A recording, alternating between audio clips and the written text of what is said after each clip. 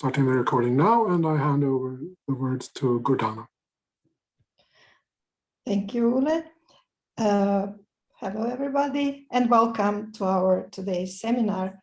Special welcome to our guest, lecturer Roberto Zicari, who is affiliated professor at the Yrkeshögskolan Arkada, Helsinki, Finland, and adjunct professor at the Seoul National University in South Korea. He was previously a professor at Goethe University in Frankfurt. And he is leading a team who are making assessment process for trustworthy AI called C inspection. So it's really very exciting to see what Professor Zicari will tell us about AI ethics online. What did they learn in assessing trustworthy AI in practice? Because we had two seminars in March, which were one by Friedrich Heinz on trustworthy AI, and the other by Virginia Dignum about responsible AI. So now we will see assessing trustworthiness and responsibility in practice. How does it work? So I can tell you from the invitation, you will see that in January 2019, a team of international researchers started to develop a process to assess trustworthy AI in practice, which is called C inspection. And they had, until now, the following assessment processes in healthcare, namely AI for predicting cardiovascular risks, machine learning and supportive tool to recognize cardiac arrest and in emergency calls, deep learning-based skin lesion classifiers. And I hope that this is also the case, that the new use case started in March on deep learning connected to COVID. So we are very much looking forward to the lecture of Professor Zicari. Please, the stage is yours. Thank you very much.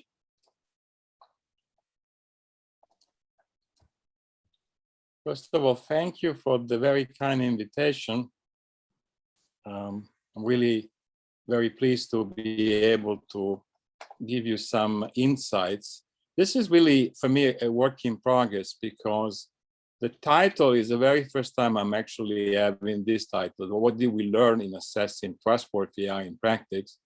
Because until now, we've been doing assessing trustworthy AI in practice, but to learn also what you do requires, like to step back and basically start understanding not only the cases, but also what are the lessons that we learn, hopefully to be shared with others.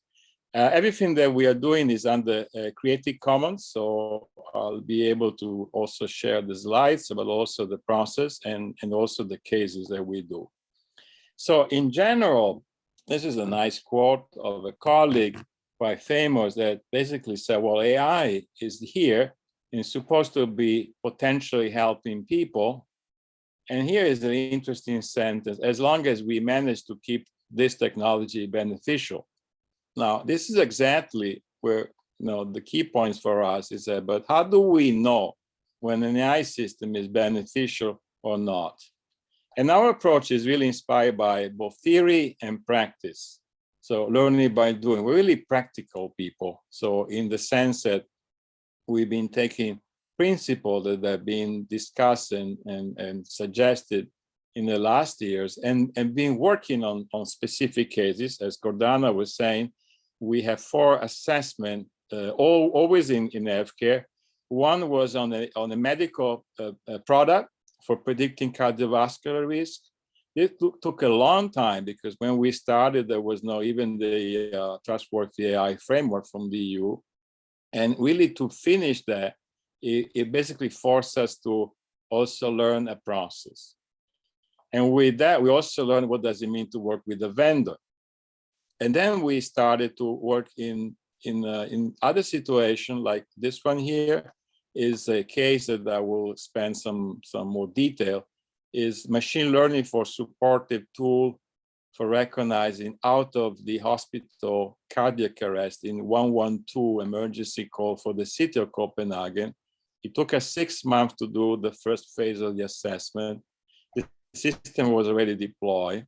And then we've been also working in so-called co-design with the engineers of a system that is supposed to explain to dermatologists images of skin to kind of classify lesion or cancer. And this is also the first phase being completed. And actually, is even newer. The new case started actually 5 days ago, so not even a month ago, and is basically assessing in a hospital in Italy the use of deep learning for helping radiologists to detect from lung compromise if COVID patient will end up in being an emergency or not. That just started. I think I will overview a little bit the first of this case, because it's a very interesting case and we have a lot of material. So this, as you can see, when we do an assessment, we have really a large team. And the team, just to give an idea, ranges from philosopher to domain expert to engineers, policymakers. So that's really important.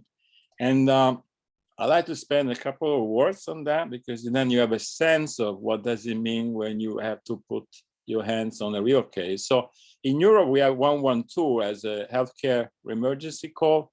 For the city of Copenhagen, the 112 is actually managed by the so-called Emergency Medical Dispatch Center, which is part of a series of a hospital, and is basically answer the call 112 are answered by so-called medical dispatchers that are trained personnel, nurses and paramedics, and they might send an ambulance, or they might even send an helicopter in case it's very important. So what is the problem? The problem is that in the last years, the Emergency Medical Dispatch Center of the city of Copenhagen has failed to identify around 25% of cases of out-of-hospital cardiac arrest on the phone. Now, you might wonder, what is a cardiac arrest? I also didn't know, and I didn't even know the difference between a cardiac arrest and a heart attack. So the cardiac arrest means that the electrical signal of the heart doesn't work and the heart does not function. So the person is clinically dead, unconscious. If you have a heart attack, you can still talk because it's a circulation problem.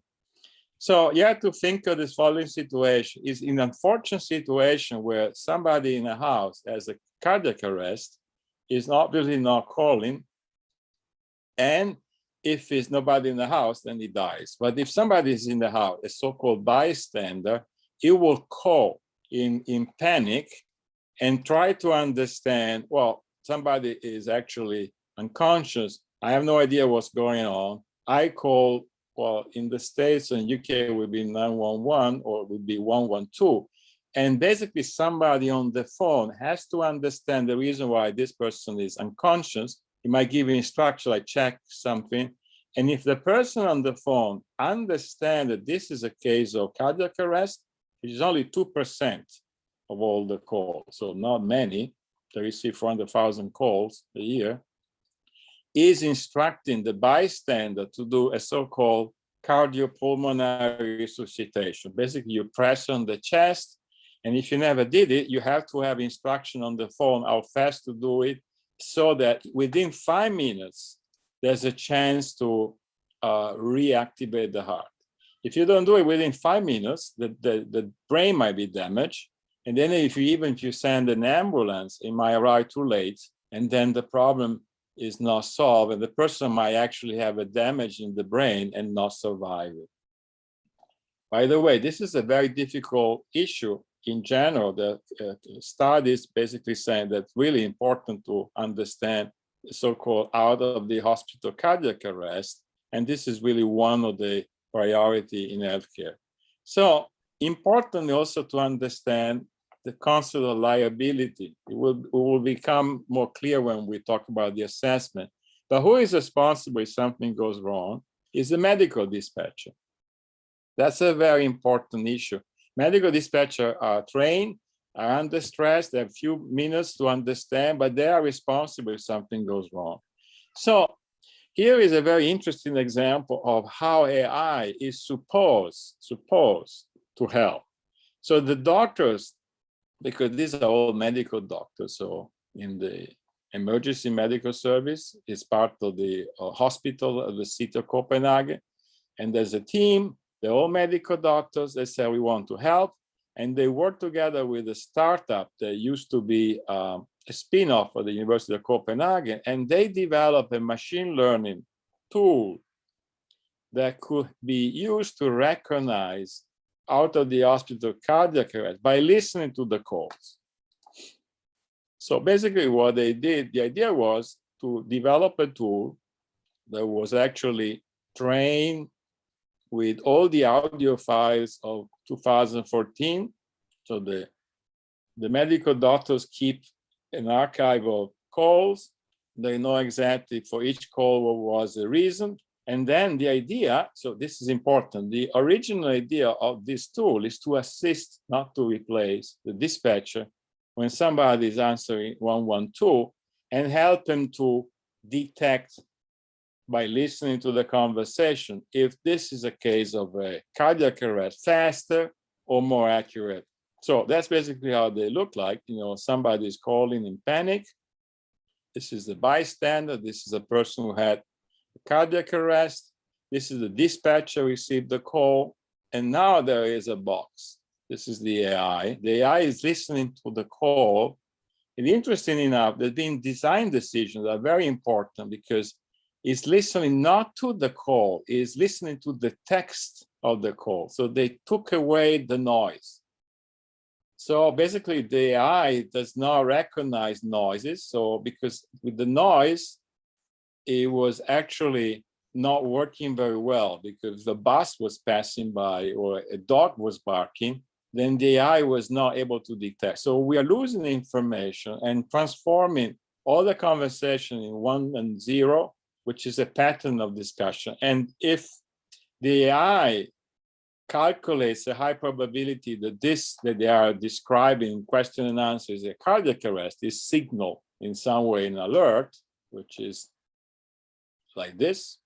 And then the dispatcher has to decide, shall I follow this guy or shall I follow my intuition? And if that's the case, he's basically telling this person to do a cardiopulmonary resuscitation, or maybe not. So the interesting thing is, in this case, which is very unusual when you talk about medical devices in AI medical devices, they did actually clinical trials. So they did first a retrospective study. So they look at 100,000 emergency calls in 2014. They knew exactly which of this call had the cardiac arrest. And basically the machine, you know, forget the technicality here, is published in 2019. That's important. The machine was very accurate in detecting the cases, but it was actually alerting too many times, even when it was not necessary. So so-called false positive here. So it's important. It was a design decision. Better to be accurate in the cases at the cost of having higher, but that as a consequence. And it was faster than human being. That was in laboratory, in the framework where the machine was only analyzing the file. Please pay attention to the dates. Then, actually, they also did a 2 years randomized clinical trial. They took 5,200 and something real calls, split 2 groups, one group of dispatcher alone, one group of dispatcher with the machine. Please notice that the result was published in 2021, so a couple of months ago. This is a surprising result, that in this randomized clinical trial, there was not significant improvement in recognition of how the hospital cardiac arrest during the call, although the machine was still performing well. So now here's the status. Although the AI system performed well in a retrospective study, it didn't really perform well in real life. Nevertheless, they put it in production. Interesting enough, they actually put it in production before the result of the randomized clinical trial was published. So that's very interesting because that gives you a really very practical example that somebody, a stakeholder in some institution, has to make a decision to authorize the use of an AI system based upon certain information. In this case, the person that authorized the use was totally aware that in the randomized clinical trial, the machine learning apparently didn't help. So that's actually, I think, is very interesting situation. That's how it looks like. This is a medical dispatcher. It might send an helicopter, is talking to a human being, so a person talking to another person, and this is the box. See, this is very interesting because all of a sudden, a decision that normally would be without this, now there is a machine that is actually influencing the decision process because this might alert or not. And this is an information that this person that is under a kind of stress situation is taking or not taking into account. So also quite important now, what is the legal framework? Now, laws are changing, but for the moment, at least in those days, they could actually go along and not having this software certified as a medical device. This might change. I think, this month, the new law is in place, so they might have to change that. But until now, this software is not really certified as a medical device in the EU classification. This is an important consequence in liability and the kind of evidence that you need to do. So you can see that if you look at it from a legal perspective, which is also part of the assessment, the only law that is around is a general data protection regulation that doesn't help you very much in this case. And on top of that, what is interesting, and we have in our team lawyers, colleagues in law, the responsibility is really not of the vendor. So at the end of the day, if something goes wrong, even within this framework, is actually the end user, the prime stakeholder, the one that say, okay, it's good to have it, that is responsible. So the couple of important questions: why dispatcher do not seem to trust the AI system? I put trust in italics, especially because you have had two presentations on Trustworthy AI. Now you can start having a feeling of what trust means.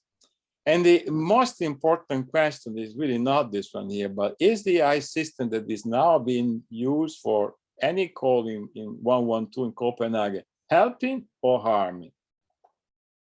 That's actually one of the points of the assessment. And again, the motivation of this work is a self-assessment together with the stakeholders and our team, and there's no law, so we are not forced to do it. There's no certifications, no an audit, but the main motivation is really to verify if we can save lives. And if this AI system is really helping, if there are risks or concern, to provide recommendation to key stakeholders. Now, bear with me, tomorrow, I believe the European Commission will probably disclose a new regulation for AI. This will change the game because probably in high risk classification of AI system, it will be require some kind of certification. So that is completely then changing completely the motivation. So just to give you an idea, that's basically the kind of things that we've been looking at. And we wanted to identify possible issues that are really classified in three areas: the ethical, societal one, the legal, and the technical. Bear with me that these are not separate. You cannot separate the ethic and the legal and the technical because they're all intertwined, and one is actually related to each other. And of course, if there's any ethical tension, at least spell it out. Of course, I don't have to really spend too much work. We decided to use the Trustworthy AI framework of the European Commission. You have seen some presentation already. So in 2019, so-called expert group of the European Commission published guidelines with 3 pillars: trustworthy. They use the word trustworthy. Interesting. No, they didn't use the word ethical AI. They said trustworthy AI to make it broader. And these are the three pillars: lawful, ethical, and robust. So they're really talking about apply ethics here, and the rest is a combination. And they have these four ethical principles rooted in fundamental rights. Now, the first three are obvious. You find them all over the place, especially in bioethics. Explicability is a new one. Even the word is new. Of course, there might be tension. I took the liberty from the source to paste here their definition of explicability, because in most cases, especially when you talk about deep learning, or even you talk a vendor which has an IP that protects it, you really don't see anything about the AI. It's like a black box. And of course, they say, well, this case requires special attention.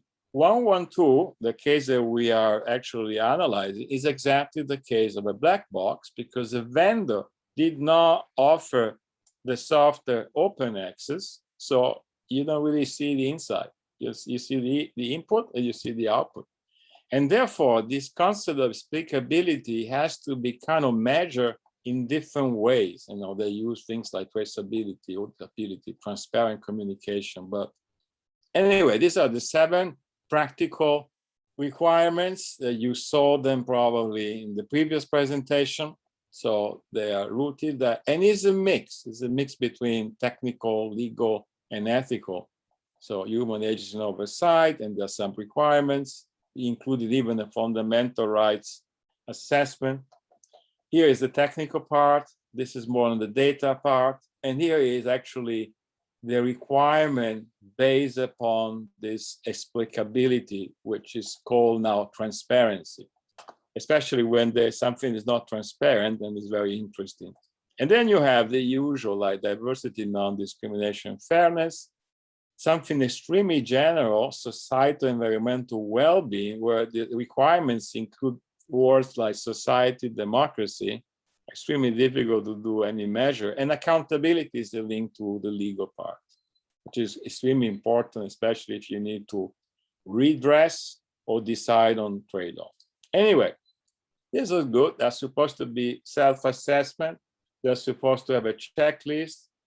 I personally don't really believe the self-assessment made by a vendor will do it, because there's too much conflict of interest, and self-assessment as a checklist are not really specifically helping. They might be a help as a tool, but not as a method, because it's static, and AI systems have an holistic perspective. And on top of that, they are not domain specific, so they're very general, and they are not best practices.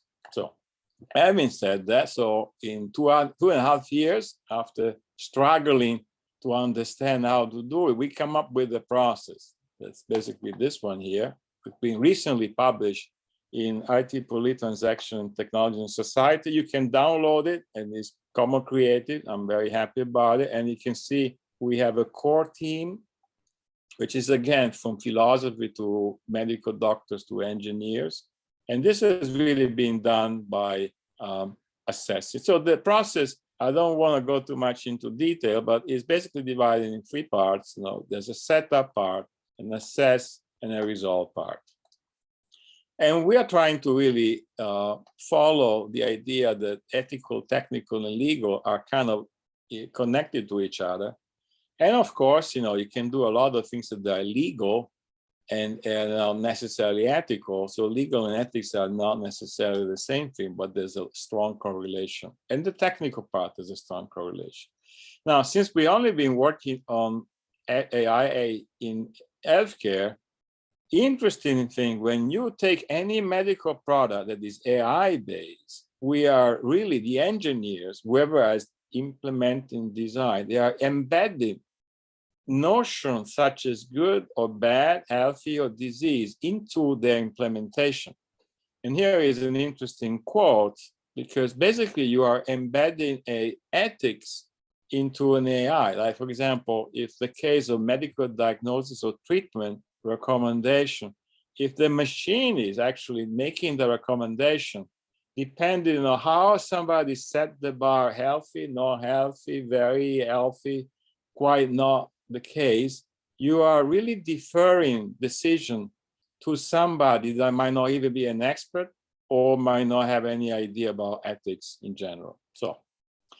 So our idea is that our checklists are great, the tools, but that's not how we work. We work in a holistic way and not monolithic and not static.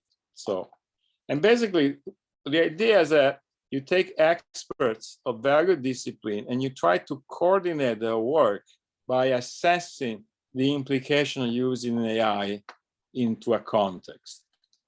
So you have a setup, and here are a couple of important questions, and since, for the moment it is not required by law, we have a catalog of interesting questions to ask, who requested the inspection, why you want to carry, for whom is relevant, this recommended or required, in this case is only recommended, what are the sufficient and necessary conditions, and how you want to use the result of the inspection.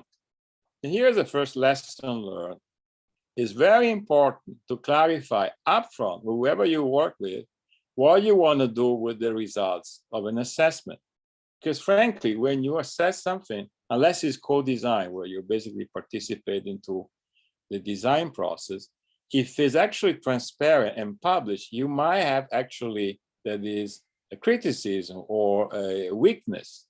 And this is important for whom is relevant. If it's a company whose liability or whose business image depends on that, they might not want to have that. And IP, intellectual property, is also another important thing. And there's another part that whoever is doing an assessment, we believe it shouldn't have any conflict of interest, directly or indirectly. And that's why I believe that self-assessment made by vendor themselves, they are inherently full of conflict of interest.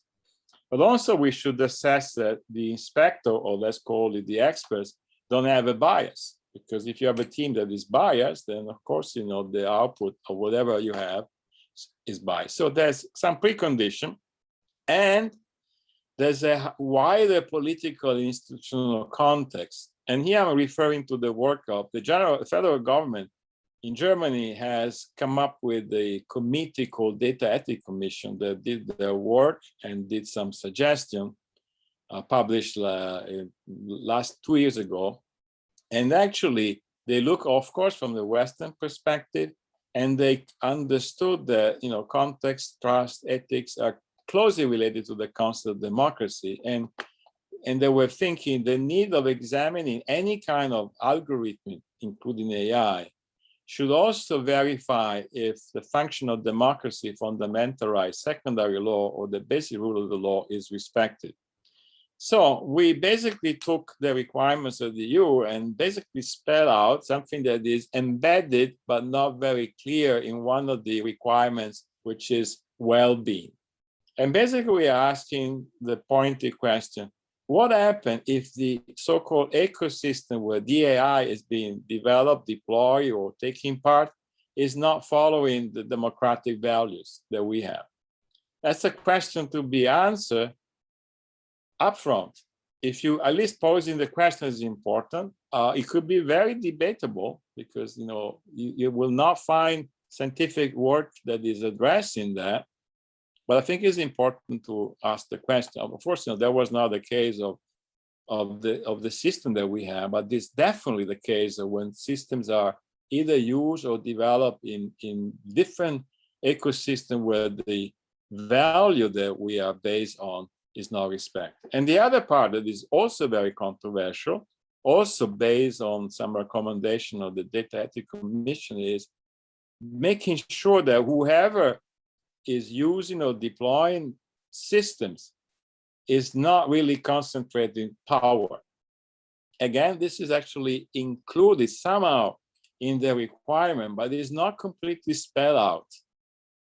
And then we say, I think we should really have a question up front, and this should be part of the assessment. Again, this could be very debatable, and people might not like it. But I think it's important that whoever is a stakeholder that asks for an assessment should basically also ask this question. Another important lesson learned is that when you have to do with intellectual property, it's quite important to understand it upfront. What is an intellectual property and how you want to handle it?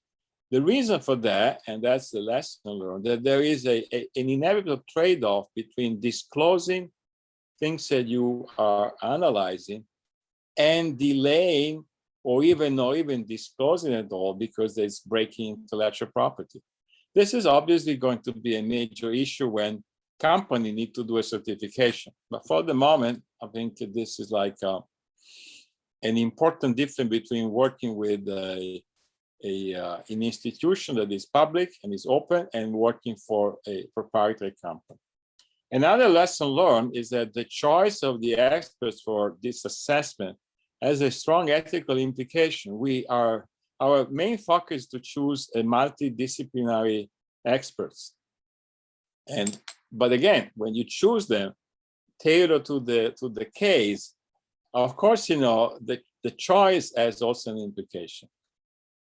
We have a log, so making sure that this is kind of transparent, and then we basically have to define the boundaries. You never only assess the software. You always assess the software within processes, people, and all that context. So that's the setup. The assess phase, we're using something that people in social scientists know very well, a social technical scenario. And we use social technical scenario, bringing together all kinds of experts, different expertise, in order to understand the aim of the system, the actor, the expectation, the interaction, their worries, the processes, and the technology. This can be done in two ways. If the system is already deployed, you are trying to understand what's going on. If you are developing and doing engineering, is a co-creation. You can do both. Lesson learned, we basically ask all our experts to use their own vocabulary. Bear with me, a philosopher talks differently than a dermatologist, talks different than a public health specialist, talks different from a policymaker, talks very different from a machine learning engineer. Nevertheless, all of these people bring with their own vocabulary and expertise the possibility to analyze this scenario. But important that we need to have a consolidation process in place so that at the end you are bringing these people to describe something. In the same time, also suggested by an interesting paper from the Napkin Foundation, you should develop an evidence base. All right, obviously, evidence base is the fundamental for supporting claims, either in design or in deployment. And the idea is to build a stronger evidence base for helping the assessment. Well, the lesson learned in several of these cases, there might be tension even in building a stronger evidence base for a number of reasons. Number one, if you bring together domain experts, they might have different viewpoints among themselves. Think about it. And we have in this case of a skin cancer. Dermatologists and colleagues in evidence-based medicine. So the dermatologist, and we even have somebody who has a praxis, so he sees the patient one at a time, or a colleague at the university. They see one person at a time, and for them, the key is if I see a skin lesion, I want to make sure that I do not miss the one case where it's cancer. If I have a lot of false positive and I have to remove a lot of those, I'm good. Now, I was thinking this is obviously okay. And in Germany, we even have a screening program by law. So dermatologists can do a screening every year, and you can compare your skin lesion every year, and basically they can make that. And in the same team, we have colleagues in evidence-based medicine. Now, bear with me, at the beginning when we start working, I didn't even know what evidence-based medicine is about. But evidence-based medicine is basically looking at the population health. and the statistical implication. And for them, too many false positive is a no-go. Too many false positive, especially in case of cancer that are more strong than skin cancer, leads to unnecessary procedure that are very invasive. So the two viewpoints could not find consensus. And remember, if you are this is not the case I show you, but if you are working with engineers that are supposed to have dermatologists to detect skin cancer, and you have in the expert base tension, this is very important information for understanding the aim, which was totally not possible for the engineers alone because they have no idea. And the second lesson learned was who is qualified to give a strong evidence. This is the case that we had in the first case when we were analyzing this medical device for predicting cardiovascular risk. And we thought, well, we bring several cardiologists in the team, and they will give us strong evidence. Same story. So when we were confronted with the public health and medical evidence, there is even a tension between the medical domain or who is supposed to be not biased in giving evidence. So you see, it's not so easy when it gets into real. And of course, you know, this is basically what I summarize here. Now we have this case where cardiologists were supposed to be biased looking from the perspective of somebody in public health. So this is quite important because evidence is the key for building up support for claims. So you have to have a consolidated building process. We use tension in the definition that the Nazi Foundation has, so even tension always referring to technology application, not tension in abstract way. And then basically the idea is to, in this phase, to come up with issues that could be ethical, technical, legal. Everything that is not ethical, we call it a flag. And then, you know, experts should be confirming, describing, classifying this kind of issues. And here's another interesting thing. If you bring together a team, half of the team are absolutely not educated in thinking in ethical terms. They have absolutely no idea. So in order for them to be at least on the same page, we decided to choose a catalog of ethical tension that were suggested by this paper from the Nazi Foundation as examples. Bear with me. For those people expert in ethics, these are obvious, but for an engineer or for even a medical doctor, when you start having things like convenience versus dignity, you have lost the engineers. That's why we give them a description. You know, there is a description taken from the catalog, so that they see and they say, oh, I think there is something about accuracy and explainability. And in this way, they can see whether what the open vocabulary is kind of classified here. If I don't find anything that seems to be fitting that, they can describe it with their own words. And then, you know, there's also very interesting definition of tension from this Nazi Foundation, where distinguish a true ethical dilemma from something that has a solution, which is also important. The lesson learned at this point, you have a number of experts that are asking all kinds of questions, they're describing all kinds of issues. They are classifying these issues in some vocabulary, but you're not really finishing, you're not coming to a consolidated list. So we are now closing the vocabulary in order for all of this input to get into mapping to the Trustworthy AI. Basically, we take all this description and force all these different people in working groups separately so that they are not biased among themselves to map into the 4 categories of the ethical and the requirements of the trustworthy. So these 4 and some of this. So this is really interesting because already at this point, you might end up into a situation where the risks are so high that you might say, well, this is enough. You know, you can recommend to the stakeholders certain things. But in most cases, you might want to do more refined. So I'm spending now the rest of my time in telling you a little bit about this case and the other case. So let's go back to the 112. So the first thing that we discovered in our assessment was there's a tension in the evidence base, which is actually even published. So there's nothing really that we discovered, but it's quite interesting that you have a retrospective study where the machine learning is working very well, and as soon as it's being used with people, it doesn't. So that's really is a lack of trust.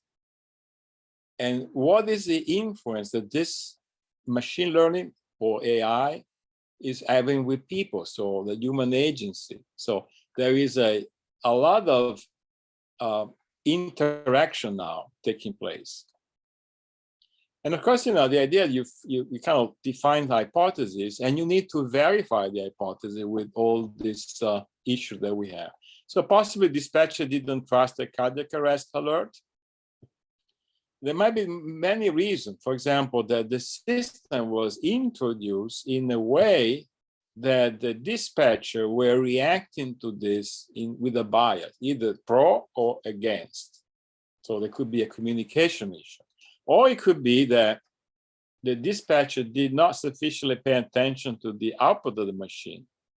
The problem is that the clinical trial did not measure the performance of the dispatcher for a number of reasons, for legal reasons, and also for psychological reasons, to avoid that the dispatcher felt in control.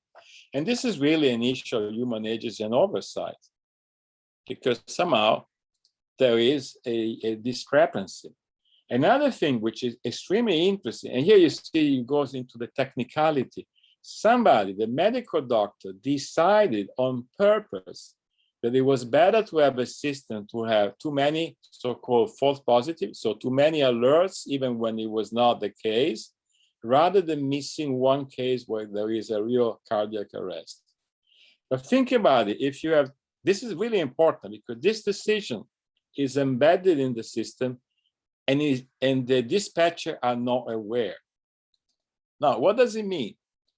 Well, here you have a situation that if the dispatcher and the machine disagrees, something is happening within these minutes. If the machine is wrong, that's really pretty bad. The machine might be wrong in two ways. It says there's an alert, send an ambulance for cardiac arrest and do the rehabilitation on the phone. And maybe that's not the case. Or if it's actually not accurate, you might actually not alert and the person might die. So, and here you start having in the assessment, you start looking at the risk and benefit. And then you start really getting to discussion of how the system was designed. Is false positive and false negative? Which one of the two is more important? Because at the end of the day, and that's very interesting, if you have a system that is actually alerting to many false positives, meaning that it's thinking there is a lot of cardiac arrest, what is the risk? The risk is that the person on the phone is instructing the bystander to do a CPR, so cardiopulmonary resuscitation, and this could rip the cage because the person, most of the time, the person is able to fight back. So the medical doctor thought this is a lower risk than this one here. The other way around. If the machine would not think there is a cardiac arrest when there is a cardiac arrest, the dispatcher does not receive a confirmation. And for them, this was a higher risk. You see, but this risk was not calculated in ethical terms in no way. And on top of that, and this is one of the parts of the assessment in Trustworthy, there is no explanation because there is no information being given how the machine is actually giving the prediction. So it's not transparent, neither to the doctors nor to the dispatcher. So the dispatcher is basically there having an alert, yes or no, and making a decision with no explanation whatsoever. So here is very important in the assessment, and here is about the fairness and discrimination. We have to investigate how the machine was trained And what we figured out, the machine was trained with the data sets because he has to learn a conversation between two in a language. And it was basically focused on a language that is Danish. The problem is that there are two issues. Number one, if the person was not speaking Danish, like English or German, or having an accent or speaking poor Danish, the system was not accurate. Now you could say, well, what does it mean not being accurate? That the system is not alerting properly. What is the risk? People might die only because they speak the wrong language. You see, now you start having a feeling that this trustworthy AI is about people, it's not about a piece of paper with a checklist. So that's fairness. Something they couldn't really figure it out if somebody is calling from another room that is not the place where the person is unconscious, like in a car or in another room, the system also was not able to understand very well. So you see, bias and fairness are really related to the domain before you go into the technical. But the technical is very important because without that, you are not able to really spell out if there is a bias. So here is actually obviously an ethical issue because there's a bias. And on top of that, most of the patient calling were actually of different kinds. Dispatchers speak more languages. So the dispatcher might actually be able to understand more than the machine learning. And so that's interesting. You have now a tool, and this could be like a discrimination issue. Also concluding that most of the calls, 112, seems to be made by a majority older males, but there's no information on race and ethnicity. So there's a lot of issues also here. Liability is a very important thing. This is, see, now you have this connection with, well, what happens if something goes wrong? This is very important because the consequence of refusing or accepting an alert is also depending on liability, but nobody is monitoring the dispatcher because it's not legal.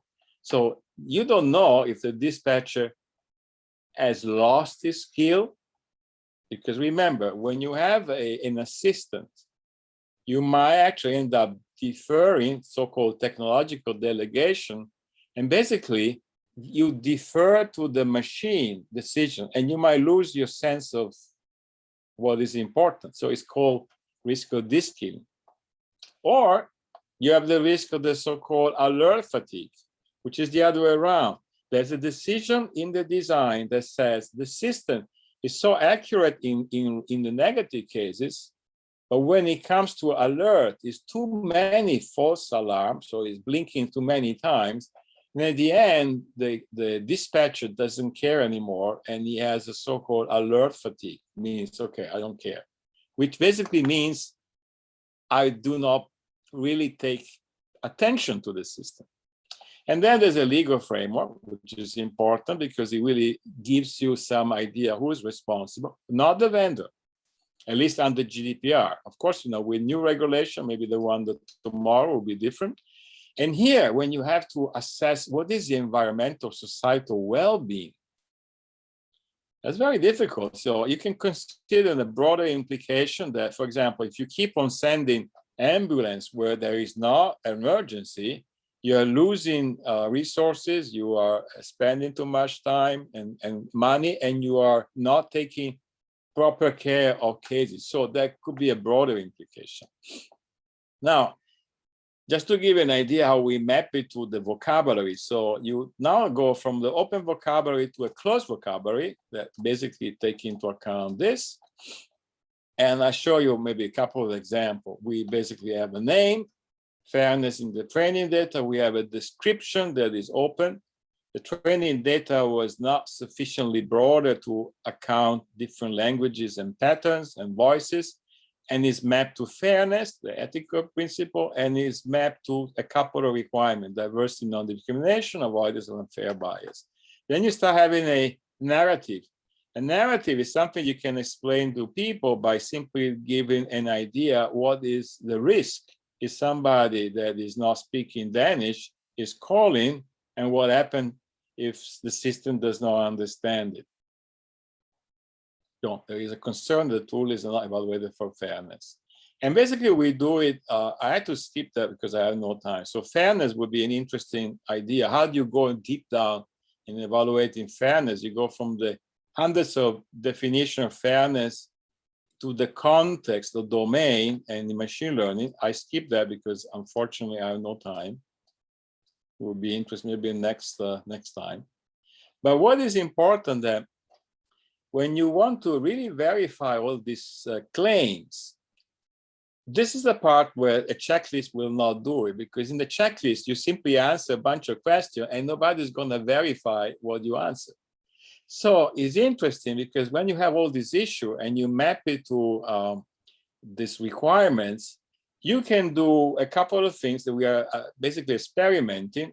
One is to use a tool that the EU has provided, is like a web tool that you put down a question and it comes up something in Trustworthy.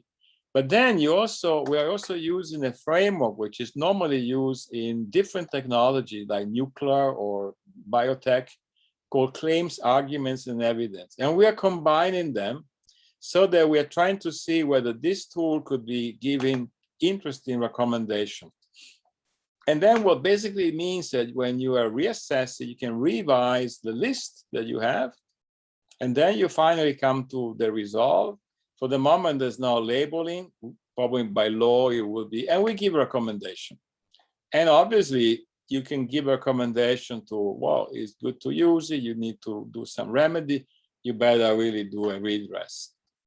And this, the recommendation to stakeholders need to be expressed in a way that are understood. The worst thing we can do is to give a recommendation that has half of the text in technical terms or legal terms, or even abstract principle of ethics that people don't understand. You need to arrive to the key stakeholder with different language. And again, bear with me, there might be unwanted side effects that especially if you're working with companies or organizations that have an IP or a business interest, there could be a lot of resistance. So if I have 1 minute, let's say 5 minutes more, if you're interested, I'd like to give you 2 sentences of what we learned in the other case, which is the one of co-designing a system. So the 112 is basically system was already implemented. This one here, we're working together. I see big team also here. This time we're bringing dermatologists on board. And basically the idea was that this can be used as a co-design, also holistic rather than a checklist. So there was a team in the research center in Germany. They wanted to do a system that was helping dermatologists to understand if an image of a particular skin was basically a cancer or not. So the idea was we want to help them very early phase of diagnostic. And the research question, we said, can we help them early on to help them? We don't design ourselves, but help the co-design so that what comes out is trustworthy in order to avoid any issue that might not have seen it. A few lessons learned. We have a paper submitted. I can go very fast. Co-design is different than design. In co-design, if you bring philosophers, ethicists, medical doctors, engineers, working with engineers, it's very interesting because they think differently.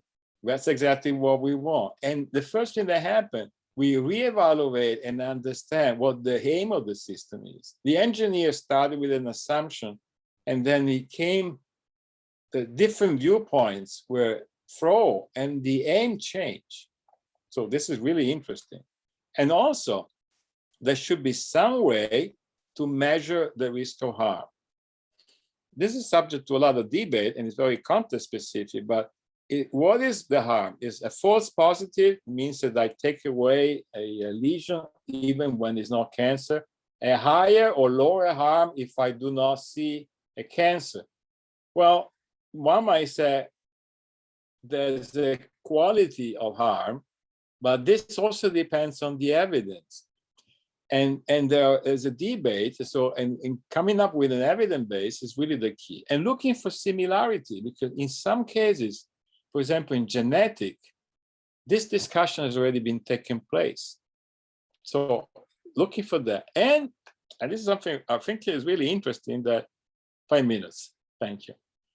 Basically, come up with the idea that maybe if you consider the aim of the future system as a claim, this is interesting, because then you are validating the aim as a claim. So meaning you look for evidence.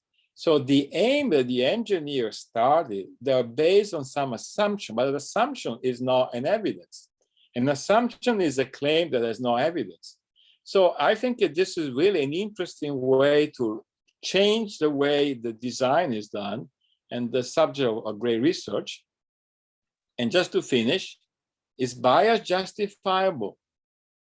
You think the system that is trained only with skin of white people is justifiable, because the evidence that said that people with darker skin receive less skin cancer, but is that a justification for a system that is not fair or is not accurate? So this is a whole big discussion.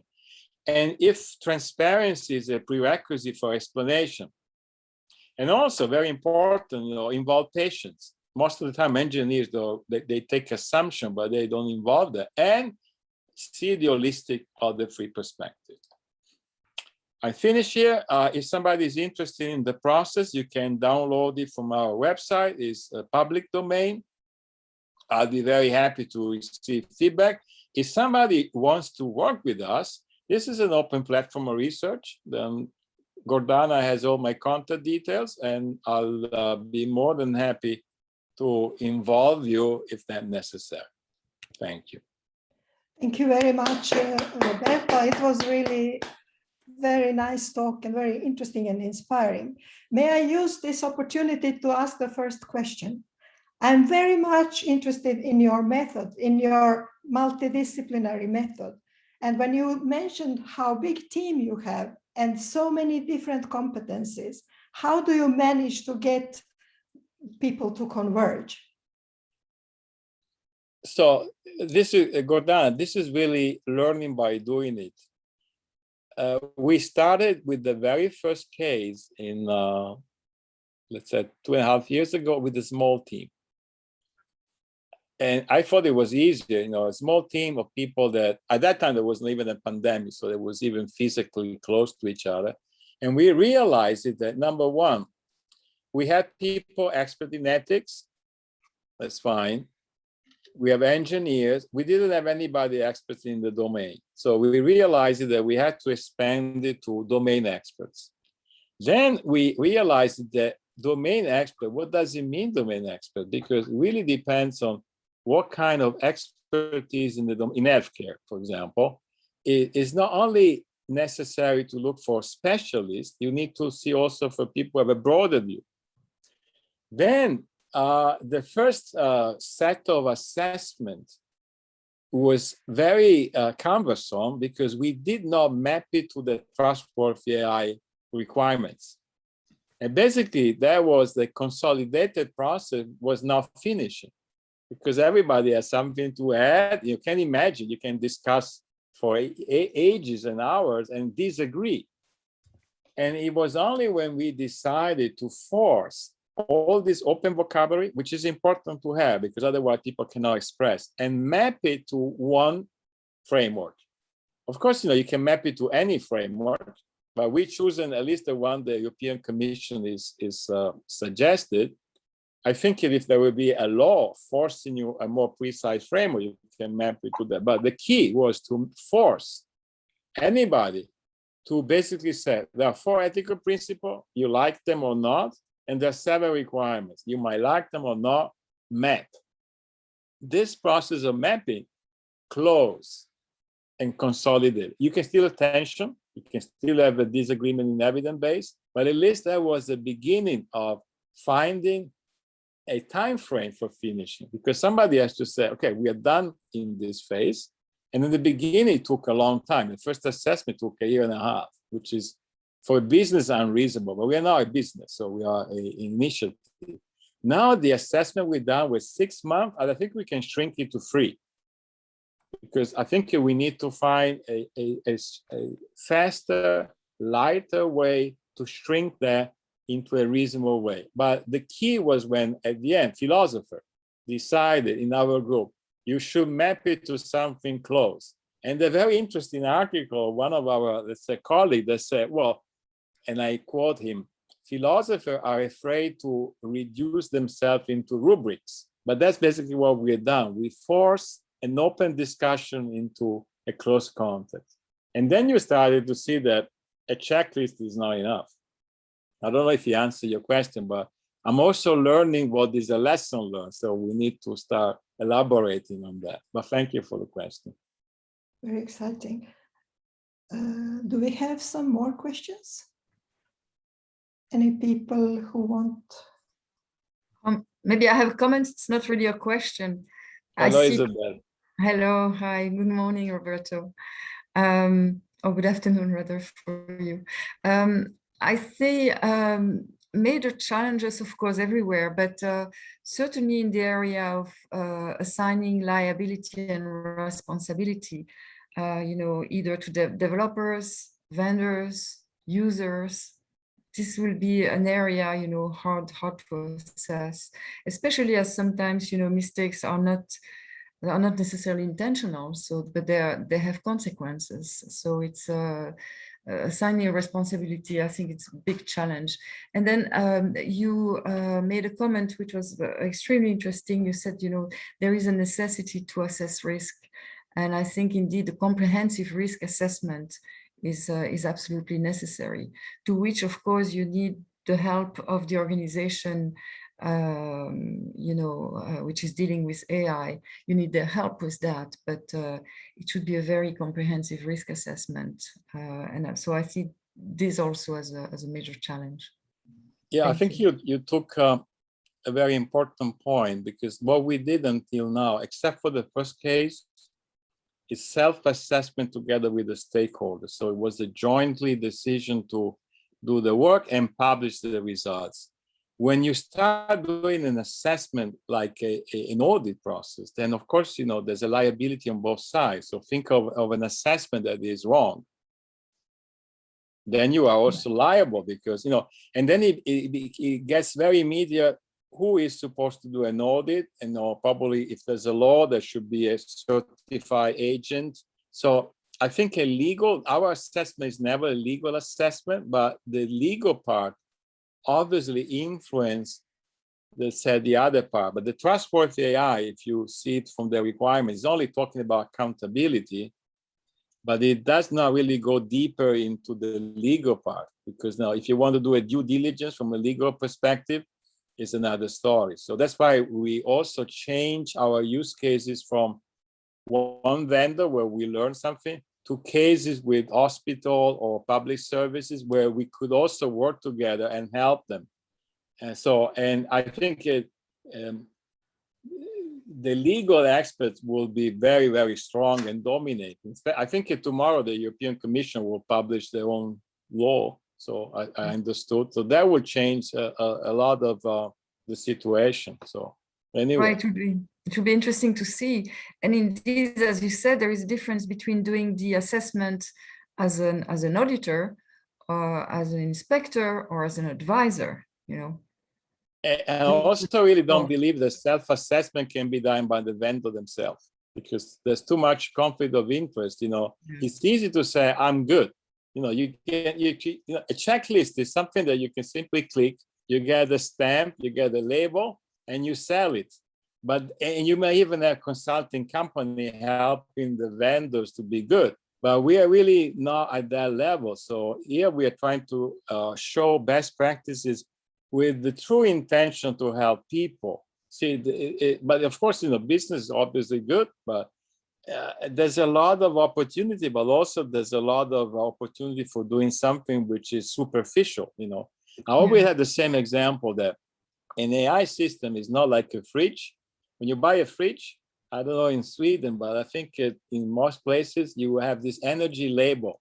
The fridge is green and it consumes only a low level of energy, right? But nobody comes into your home 3 months later to see if your fridge is consuming energy.